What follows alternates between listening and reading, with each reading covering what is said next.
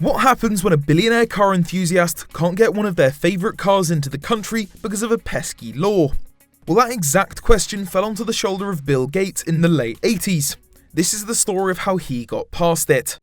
Firstly, let's understand what exactly was preventing people from importing cars and why you have to wait 25 years before you can bring certain cars to the US. The 70s oil crisis caused massive negative economic effects to the United States, and as a response, interest rates were increased drastically. This helped to push the value of the dollar up some 50% over other currencies. So let's say you wanted to buy yourself a brand new BMW. You walked into your local American dealership, paid $25,000 for the car you wanted, and drove away happy. Except that in Europe, the same car in the same spec could cost you the equivalent of $15,000 because of the strong dollar rate. So consumers started realizing that they could import their own European cars far cheaper and then just have them converted to US spec afterwards, in some cases saving them over $10,000. Mercedes in particular not only realized that this was shaving around $300 million off their American revenue stream, they were also upset with the lackluster modifications done to make the US imports compliant. So they, along with other European manufacturers, lobbied the US government to implement a law preventing the grey market imports. However, the government couldn't just ban imports because some companies didn't like it. They needed a legitimate reason. The result was the Imported Vehicle Safety Compliance Act, passed in 1988. The law was supposedly passed to stop the importation of cars that didn't meet the US's strict safety standards by the Department of Transport and didn't meet the emissions standards by the Environmental Protection Agency. In reality though, it was just put in to stop the cheap grey imports undermining US dealers. This essentially made it impossible to import any car under 25 years old that wasn't a US designated model. The only way to get around it was to make the car US compliant by jumping through seemingly infinite loops of paperwork, emissions tests and crash tests, making the once cheaper imports now far more expensive than buying one in the US. So where does Bill Gates come into all of this? Well, in a terrible feat of timing, Bill decided to treat himself to the thinking man's supercar of the time, the Porsche 959. The car was bought from Germany in 1988 and made its voyage across the seas before landing in San Francisco. However, instead of Gates jumping in his brand new supercar and tearing off through Silicon Valley, the 959 was locked in a dockside warehouse by US Customs.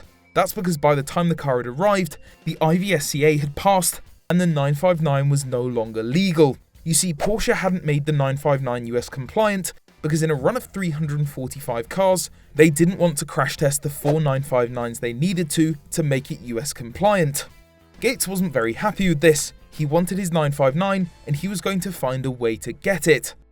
At the same time, now legendary Porsche collector and racer Bruce Canepa was in the same predicament. He had a 959 in the country, but he couldn't register it and he couldn't drive it. He started calling around to different lawyers, trying to find anyone that would listen. In 1990, after stumbling onto a lawyer in Pennsylvania that would hear him out, the ball began rolling on finding a way past the 25-year rule. With the help of Gates' cash and connections, Canepa's Porsche knowledge, the lawyers, lawyering, and the support of various other millionaires who wanted their imported cars, the Special Vehicles Coalition was formed to lobby the government, just like Mercedes & Co had done in the first place to get the 25-year rule implemented. It took 9 years for results to show. In 1999, the Show and Display Amendment was implemented, which allowed non-US compliant cars younger than 25 years old to legally be imported to the US, provided that they met the following criteria. The car must be driven less than 2,500 miles a year, the car must have less than 500 units built, and you must be able to prove that the car has a historical or technological significance. So that's it, right? That's the end of the story. The 959 surely met all of those criteria, and Gates drove off into the sunset. Well, yes, but actually no. Did you really think dealing with the American government would be as simple as that? Do you remember that earlier we said that the 25-year rule was put in by the DOT for safety and the EPA for emissions? The show and display rules simply granted passage past the concerns of the DOT. The EPA couldn't care less what waiver you had to get past the DOT, you were only halfway there.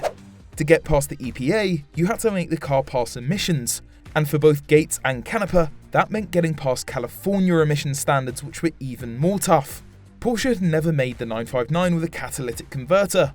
Why would it? it wasn't supposed to go to America anyway, and it wasn't a requirement in Germany at the time. However, it was in America, so the 959 had to have one to get in. Again, Canepa set to work on solving this. He created a catalytic system as well as a flash for the ECU to meet the standards. Porsche themselves even offered to lend a hand now.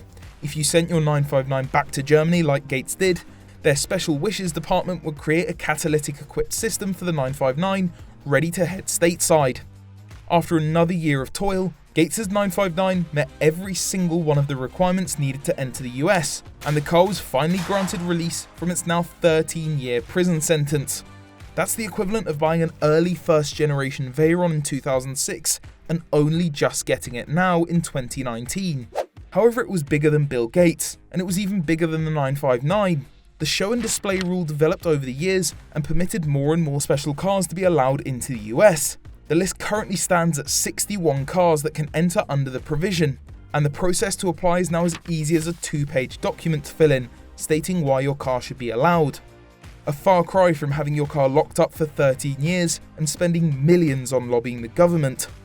So next time you see an XJ220 or a CLK GTR at a US car show, you have Bruce Canepa and Bill Gates to thank. Hopefully you like this new Car Throttle video style. Let us know in the comments what you thought of it, and what do you think of Bill Gates beating the 25-year rule? Worth the wait or a waste of money?